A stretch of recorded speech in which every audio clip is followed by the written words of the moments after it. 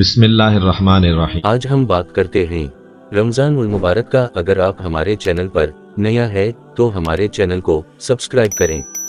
رمضان المبارک کا قرآن کریم سے خاص تعلق۔ قرآن کریم کو رمضان المبارک سے خاص تعلق اور گہری خصوصیت حاصل ہے۔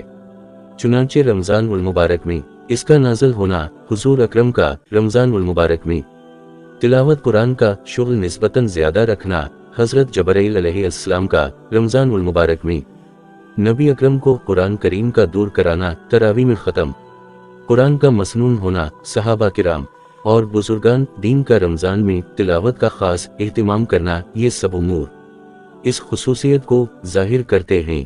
لہٰذا اس ماہ میں کثرت سے تلاوت قرآن میں مشغول رہنا چاہیے۔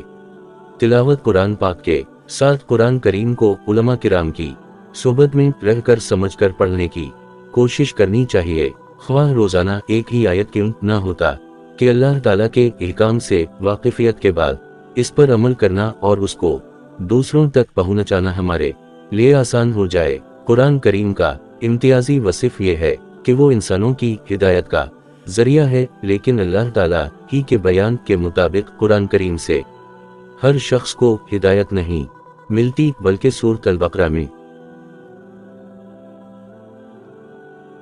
اللہ تعالیٰ نے بیان فرما دیا کہ یہ کتاب ہدایت کا ذریعہ ہے متقیوں، اللہ سے ڈرنے والوں کے لیے، یعنی قرآن کریم سے استفادہ کی بنیادی شرط تقویٰ ہے۔